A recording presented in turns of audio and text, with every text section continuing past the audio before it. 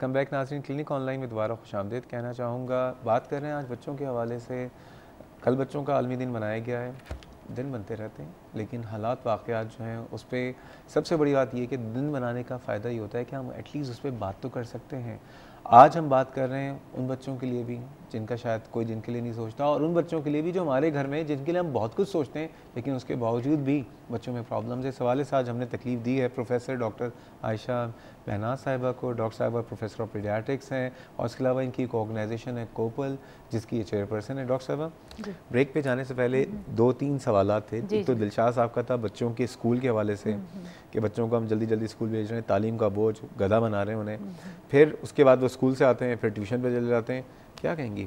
यही बच्चों का आजकल जो रूटीन है उसमें रिक्रिएशन या सैर व तफरी की कोई गुंजाइश नहीं है। सैर व तफरी का ये मतलब नहीं है कि आप उनको कहीं बाहर ही ले जाएं, मगर इतना टाइम दें कि वो बच्चा ज़रा सा खेल कूद ले कोई एक हेल्दी एक्टिविटी में।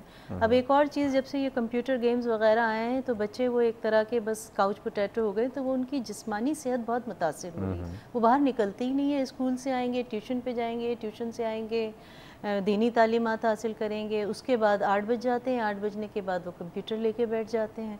तो जो फिज़िकल एक्सरसाइज हो रही है वो बिल्कुल नहीं हो रही है। विजन उनका, आईसाइट उनकी अलग से अफेक्टेड हो रही है, और फिर क्योंकि कोई तफरीह नहीं मिलता, कोई रिलैक्सेशन नहीं है, तो उनके अंदर एक चिड़चिड़ापन आ जाता है। रिलैक्सेशन भी ज़रूरी है, बहुत ज़रूरी है, ये उनका राइट है। अच्छा, हमारे एक कॉलर्स में चिड़चिड़ापन आ रहा है, हम नहीं, कॉलर्स को नहीं ले रहे। मिसेस वकास, अस्सलाम वालेकुम। आई एम सॉरी जी मिसेस वकास, लाइन पे ज़हीर साहब हैं रावलपिंडी से। अस्सलाम वालेकुम। वालेकुम सलाम। कैसे हैं आप? क्या हाल है? अल्हम्दुलिल्लाह खैरियत से हैं जी, अल्लाह का शुक्र जनाब। अच्छा, मैं 2 चीज़ें डॉक्टर साहब से बात करना चाहूँगा, तो गुंजाइश है या कि मैं एक ही बता? जल्दी साहब जितना चाहे कर ले, लेकिन जल्दी से कर लें, कॉलर्स बहुत हैं। अच्छा, एक तो मेरी बेटी है, 6 साल उसकी एज है। उसका ना मसला ये होता है कि उसका गला खराब हो जाता है और खांसी एकदम बहुत तेज हो जाती है ना। फिर उसको इंजेक्शन जेफ्रॉक्स और इस तरह के एंटीबायोटिक से वो मतलब कुछ बेहतर हो जाती है। उसके बाद 2-3 माह बाद, तकरीबन साल में 2-3 माह के वक्फे से ना वो उसको ये प्रॉब्लम रहती है। अच्छा, उसको इसका ये बता दें उसको क्या एलर्जी है या उसका कोई परमानेंट ट्रीटमेंट हो सकता है? एक तो ये चीज। अच्छा, दूसरी एक और चीज, मेरा भाई है, उसकी एज है 20 इयर्स के करीब है वो। अच्छा, उसका नाक की जो हड्डी है ना, वो उसका ये मसला है कि वो टेढ़ी है और उसमें एक साइड उसकी तकरीबन ब्लॉकेज है वो। जी जी। अच्छा, उसको तकरीबन 7-8 साल पहले ये मसला हुआ था उसकी, ये हड्डी वाला ना। जी जी। अच्छा, उसके बाद ये है कि अब उसको तकरीबन साल से ना उसके ये लेफ्ट साइड वाली जो सर की जगह है ना, ये लेफ्ट साइड, उसमें उसको पेन होता है। पेन इस तरह के जैसे सोन हो जाती है। ठीक है। अच्छा, वो सोन कुछ देर के बाद वो ठीक भी हो जाता है, मतलब आधे घंटे के बाद तकरीबन डेली उसको, अब वो बढ़ रहा है ये चीज। ठीक है ज़हीर साहब, अभी आपके सवाल का जवाब देते हैं। आपके जो भाई का मसला है उसको, जो आपने कहा नाक की हड्डी टेढ़ी है, वो डिविएटेड नेजल सेप्टम जिसको हम DNS कहते हैं, ये बेसिकली ENT के डोमेन में आता है। तो मशवरा ये कि आप किसी अच्छे ENT सर्जन को करीबी दिखा दें, क्योंकि एलर्जी की वजह से भी हमारे यहाँ बहुत ज़्यादा है। एलर्जी की वजह से जो है एलर्जी हर जगह पे हमारी धूल मट्टी बहुत है, वो आपको बेहतर मशवरा दे सकते हैं। बच्ची के वाले से डॉक्टर साहब से फ़ौरन पूछ लेते हैं। जी डॉक्टर साहब। जी, ये 6 साल की इनकी बच्ची है जो मुसलसल गला ख़राब रहता है और खांसी रहती है। फैमिली हिस्ट्री में इनसे भूल गई कि क्या एलर्जीज़ की हिस्ट्री फैमिली में भी है? लाइन पे हैं आप सही साहब? बहरहाल अगर फैमिली हिस्ट्री है एलर्जी की, तो ये पॉसिबिलिटी है कि बच्ची को ये एलर्जिक कॉफ है जो आता है और उसके बाद चला जाता है। 6 साल की बच्ची है, बार बार गला ख़राब हो रहा है और एलर्जिक कॉफ हो रहा है। ये भी पॉसिबिलिटी है कि कहीं इस बच्ची को अस्थमा या दमे की शिकायत ना हो जो इतना रिपीटेड हो रहा है। तो वो 2 चीज़ें मैं पूछना भूल गई। एक तो ये कि क्या फैमिली हिस्ट्री एलर्जी की, दूसरा क्या ये सीजनल ज़्यादा बढ़ जाता है, क्या चीज़ बढ़ाती हैं? जैसे अस्थमा है, अब ये विंटर सीज़न में बढ़ जाएगा, फ्लू क्योंकि ज़्यादा होता है, बाज़ औक़ात एक्सरसाइज बढ़ा देता है, कुछ इंटरनल फैक्टर होते हैं, कुछ बैरूनी फैक्टर होते हैं।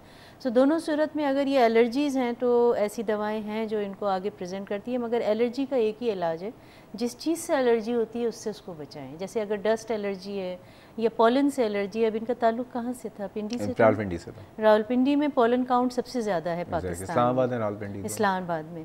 तो ये भी पॉसिबिलिटी है कि इनको पॉलन से एलर्जी है। तो कोशिश ये करें कि उस टाइम पे जब पॉलिनेशन मैक्सिमम हो, जैसे शाम का वक्त, तो इसीलिए लोग बड़े बूढ़े कहते हैं कि रात के वक्त या शाम के वक्त आप बागों में ना जाएं। उसका एक वजह ये होती है कि पॉलन काउंट बहुत बढ़ा हुआ होता है, तो उसमें एलर्जीज़ के चांसेस बढ़ जाते हैं। तो पहले तो ये मालूम करें कि इनको किस चीज़ से एलर्जी हो रही है, उस चीज़ को अवॉइड करें। अच्छा, अगर एज़मा है तो इसको डायग्नोस कौन करेगा? पीडियाट्रिशियन? जी बिल्कुल, इसके कुछ टेस्ट होते हैं? जी डेफिनेटली, ठीक है, टेस्ट होते हैं, एक्सरेज होता है, और सबसे बड़े ये है कि वो सुन के पता चल जाएगा कि अस्थमा है। एग्जैक्टली। तो मशवरा ये है ज़हीर साहब कि किसी भी अच्छे पीडियाट्रिशियन से बच्ची का बार बार, अगर उसको गला ख़राब हो रहा है, उसको एंटीबायोटिक देना, दवाई देना मसले का हल नहीं है।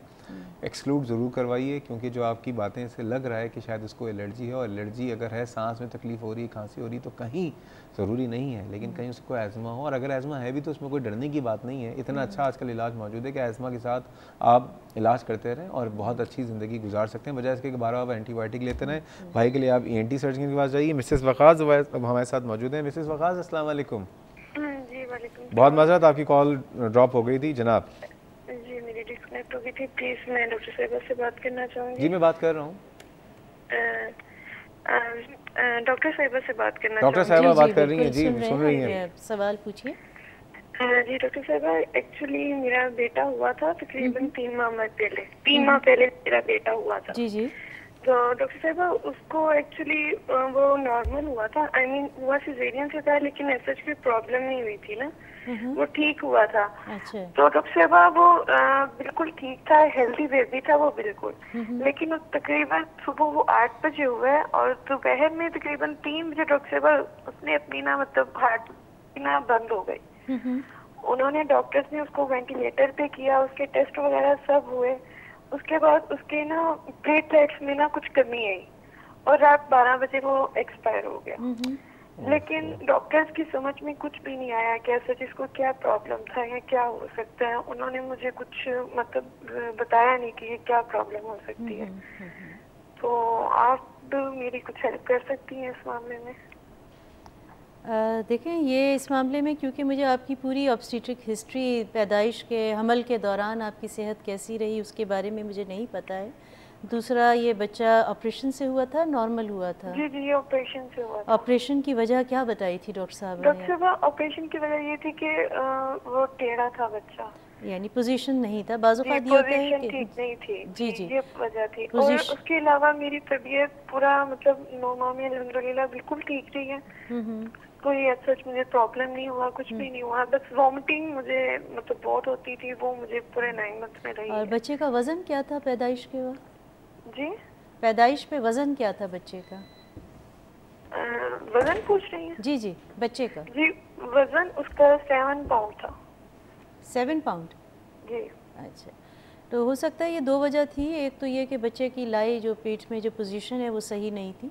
वज़न की भी ऐसा था कि माशाल्लाह सेहतमंद बच्चा उस वक़्त था, इसलिए ऑपरेशन किया हो गया। ये पॉसिबिलिटी है कि बाज़-औक़ात बच्चे के दिमाग को ऑक्सीजन सही नहीं मिलता है, जिसकी वजह से बच्चा पैदाइश के बाद सही से सांस नहीं ले सकता है। और अगर उससे फेफड़े मुतासिर हो गए होंगे तो फिर वेंटिलेटर डालने के बाद भी कुछ कहा नहीं जा सकता है कि बच्चा किस हद तक संभलेगा, क्योंकि मुझे आपकी पूरी हिस्ट्री नहीं पता है, तो मैं सही तरीके से नहीं बता सकती। लेकिन मुझे ऐसा लग रहा है कि बच्चा सेरिब्रल एनॉक्सिया या ऑक्सीजन की कमी पैदाइश के दौरान हुई है, जिसकी वजह से बच्चे का जो है दिमाग मुतासिर हुआ था। ऐसा अक्सर हो जाता है कॉम्प्लिकेशन में, ख़ास तौर पे अगर ट्रांसवर्स लाई हो या इस तरह की पेट के अंदर पोजीशन बच्चे की मुनासिब नहीं है। मिसेस वक़ास, एक बात मैं कहना चाहूँगा, जैसे डॉक्टर साहब ने बताया, पहली बात ये कि हमें बहुत अफसोस है कि आपके साथ ये मिसहैप हुआ है, अल्लाह ताला आपको सब्र दे। और दूसरी बात ये कि वो तो मासूम बच्चा दुनिया में आया, अभी आँख भी नहीं खुली, चला गया। लेकिन एक चीज़ याद रखिएगा, इस अल्लाह ताला ने इस दुनिया में हर इंसान की ज़िंदगी अल्लाह ताला ने मुअय्यन की हुई है, चाहे वो 1 सेकंड की हो, चाहे वो 100 साल की हो। ये सब अल्लाह ताला के करिश्मे हैं। बहुत से बच्चे इस दुनिया में जब आते हैं, ये अल्लाह ताला की तरफ से हमें एक आजमाइश होती है, हमें नहीं पता चलता कि उसके अंदर कोई हो सकता है कोई डिलीवरी में डिले की वजह से या कोई प्रॉब्लम हुई है, उसके अंदर कोई क्रोमोसोम प्रॉब्लम हो, कोई कंजेनिटल प्रॉब्लम जिसकी वजह से वो सस्टेन नहीं कर पा रहा। बस ये कि अल्लाह ताला आपको सब्र दे और अल्लाह ताला आपको मज़ीद औलाद की जो नेमत है उससे नवाजे और सेहतमंद औलाद से नवाजे। हमारी दुआएं आपके लिए। डॉक्टर साहबा, एक सवाल जो कि मौजूद था बहुत देर से जमाल साहब का, कि पेरेंटिंग, हमारे घरों में जॉइंट फैमिली सिस्टम, ये जो बच्चों पे असरात और घरों में जो ये टेंशन्स हैं, मसाइल हैं सास बहू के, जैसे कि उन्होंने फरमाया मियाँ बीवी के दरमियान इख्तिलाफात, डोमेस्टिक वायलेंस बहुत है, बच्चों के ऊपर क्या नेगलेक्ट क्या होता है, बच्चों के ऊपर असरात क्या होते हैं, ज़रा इसके मुतालिक बताएं। निगलेक्ट्स, आपने ये प्रोग्राम शुरू होने से पहले भी निगलेक्ट का जिक्र किया था। निगलेक्ट या अदम तवज्जो ये बच्चों में बहुत ही ज़्यादा देखने में आया है। निगलेक्ट आपका इमोशनल निगलेक्ट भी होता है, क्योंकि बच्चे को सिर्फ खाना पीना और उनकी बुनियादी ज़रूरत नहीं है, एक इमोशनल बॉन्डिंग और इमोशनल सपोर्ट की भी ज़रूरत है, उसे प्यार मोहब्बत की भी ज़रूरत है और प्यार मोहब्बत का इजहार करना भी चाहिए। आप ये मत समझ के बैठ लें कि ज़ाहिर है हम वालिदैन हैं तो हम तो मोहब्बत करते हैं, बताने की या जताने की क्या ज़रूरत है, बच्चे को उसका इजहार करना पड़ता है ताकि उसमें फिर वो एक तरह का कॉन्फिडेंस डेवलप होता है, उसकी सेल्फ़ इस्टीम डेवलप होती है कि मुझे इतना पसंद किया जाता है या मुझसे प्यार किया जाता है। और ख़ुसूसन घरेलू माहौल का बच्चे पे बहुत अच्छा बुरा असर पड़ता है। अगर अच्छा माहौल है तो बच्चा बिल्कुल एक तरह से फूल की तरह खिलेगा, कोपल के एक कली है वो कली खिल जाएगी, लेकिन अगर वही माहौल ख़राब है तो बच्चा खिलने से पहले ही मुरझा जाएगा। तो यहाँ पे माशरे तो बाद में आता है, घरेलू जो एक्सटेंडेड फैमिली की बात करें, एडवांटेज बहुत है। अब देखें बाहर के ममालिक में जो वर्किंग पेरेंट्स हैं उनके पास कोई बच्चा रखने वाला नहीं होता है, फिर वो नैनीज़ के पास रखते हैं, डे केयर सेंटर में। हमारे यहाँ एक्सटेंडेड फैमिली का ये है कि नानी दादी अपने बच्चों से ज़्यादा अपने पोते पोतियों नवासे नवासियों से मोहब्बत करते हैं। लेकिन अगर यहाँ पे ज़रा सा रवैया दुरुस्त कर ले माँ बाप के साथ, खुसूसन बहुओं के साथ, ये बहुएँ हैं तो वो थोड़ी सी रिस्पेक्ट कर ले, म्यूचुअल अंडरस्टैंडिंग एंड रिस्पेक्ट और टॉलरेंस ओवरऑल भी मैं देख रही हूँ कि हमारे माशरे से ख़त्म होता जा रहा है। आप सड़क पे जाइए, थोड़ी देर में आप देखेंगे कि गाड़ी से उतर के दो लोग लड़ रहे हैं और होगी वजह सिर्फ ये है कि एक ने दूसरे को ओवरटेक करने की कोशिश की होगी। तो ये जो टॉलरेंस ख़त्म होता जा रहा है हमारे माशरे में, हमारे घरों में, इसका सबसे ज़्यादा बुरा शिकार हो रहे हैं हमारे बच्चे हो रहे हैं। ये जो आपने स्ट्रीट चिल्ड्रन की बात की है, मेजॉरिटी के साथ जो भी स्टडी जो इनसे इंटरव्यू किया गया, ये क्यों भाग के आए हैं, इसलिए कि घर में ये तशद्दुद और मारपीट का शिकार हो रहे होते हैं। तो वो फिर उनके पास कोई और जाए पनाह नहीं है कि वो भाग के स्ट्रीट में आ जाएं। स्ट्रीट में वो मुख्तलिफ़ किस्म के तशद्दुद और अब्यूज़ का शिकार होते हैं, लेकिन उन्हें इंडिपेंडेंस मिल जाती है और इन बच्चों का फिर वापस अपने घर की तरफ लाना आसान काम नहीं होता है। तो अगर हम पहले ही से घर का माहौल बेहतर कर लें, और क्योंकि जो ग्रैंड पेरेंट्स हैं या सास ससुर हैं उनके पास तजर्बा भी होता है, इनके अंदर बर्दाश्त भी होनी चाहिए, तो ये माहौल को बहुत अच्छा बना सकते हैं। देखिए, इन्होंने जमाल साहब ने जो एक बात कही ना, बहुत अच्छी बात थी और ये रियलिटी है, ये हमारे माशरे की तल्ख़ हकीकत है कि सास ने अपना गुस्सा उतार लिया बहू पे और बहू आई, शौहर भी उतारता है अपना तो गुस्सा फिर ये हुआ, अब बहू ने अपना गुस्सा उतार लिया बच्चों पे। अब जब मर्द आया घर में थका आ रहा, बहौल उनके टूटा हुआ, सही बात है, आजकल के हालात में जब इंसान घुसता है घर में तो वो टूटा हुआ होता है हर लिहाज से। वहाँ पे उसके ऊपर एक तरफ से लोड पड़ता है अपनी अम्मा का, एक तरफ से लोड पड़ता है अपनी बीवी का, और उसका गुस्सा भी फिर अल्टीमेटली बच्चों पे, बजाय इसके कि बच्चों के साथ वो क्वालिटी टाइम देता, वो बच्चों अपना गुस्सा कहीं ना कहीं तो इंसान गुस्सा हमेशा कमज़ोर पे उतरता है। ठीक है, बच्चे सफर नहीं, बिल्कुल आपने जैसे गुड पेरेंटिंग की बात की, वो भी सीखना पड़ता है। ये नहीं है कि आपने बच्चे, ये आप सीखेंगे खुद, आपके ऊपर भी तो कोई जिम्मेदारी है, आपको हर वक्त कोई चम्मच से खिलाता नहीं रहेगा, you need to develop it. ठीक है, प्रोग्राम्स होने चाहिए, मगर जो गुड पेरेंटिंग है कि किस उम्र के बच्चे को किस तरह उसको सलूक करना चाहिए, उसे किस तरह बताएं। जैसे जो हमारी तंजीम है, हम ख़ास तौर पे वालिदैन को कहते हैं कि आप बच्चों को बताइए कि वो अपना हिफाजत किस तरह करें। आप एक काम करें, हमारे पास अभी 2 मिनट रह गए, आज तो मैं गुड पेरेंटिंग की कोशिश भी करूँगा तो बात पूरी नहीं होगी। नेक्स्ट वीक कौन सा दिन ऐसा है जिसमें आप आ सकती हैं और आप हमें बता दें, हम अभी अनाउंस कर देते हैं कि उस दिन हम बात करेंगे सिर्फ एक अच्छा वालिद, अच्छा वालदा, एक जॉइंट फैमिली सिस्टम में किस तरह से जो टेंशन है उसको दूर करें, बच्चे को प्रोटेक्शन मिले।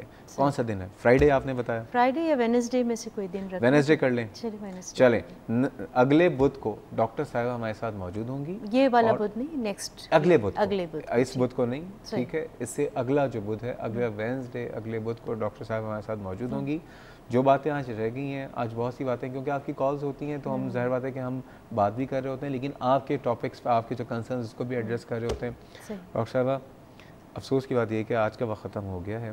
चलें, वैसे कुछ सवालात रह गए, वो हम कोशिश करेंगे कि आखिर में सिर्फ और सिर्फ मैं चाहूँगा कि तमाम सासों को, तमाम बहुओं को, तमाम खावंदों को, तमाम पेरेंट्स को क्या पैगाम देना चाहेंगी इस दिन के हवाले से? मेरा तो पैगाम बच्चों ही से रिलेटेड है कि आप जो भी कुछ कर रहे हैं अपने बच्चों के लिए कर रहे हैं।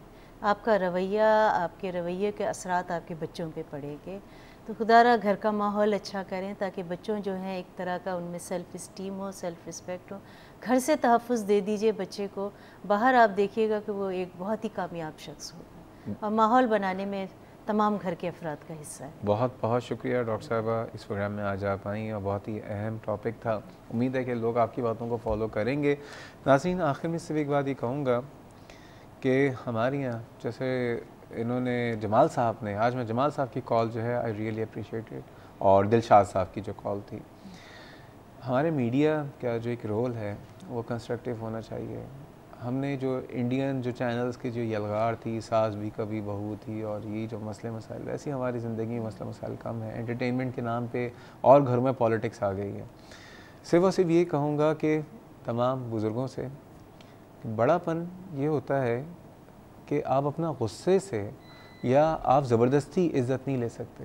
जितने घरों के बड़े हैं वो प्यार, मोहब्बत, शफ़क़त से ही अपने बड़ेपन की जो है कदर करवा सकते हैं।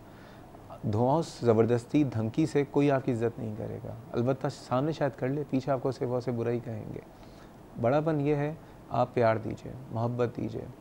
छोटा, जितने भी छोटे लोग हैं, जितने छोटे मीन्स उम्र में, सिर्फ मैं ये कहूँगा कि आज अगर आप अपने बड़ों की रिस्पेक्ट करेंगे, कल आपको भी उस उम्र में जाना है। अगर बहुएँ या दामाद ज़्यादती करते हैं तो कल उन्होंने भी उस उम्र में जाना है, और इस दुनिया में मकाफ़ात अमल होता है।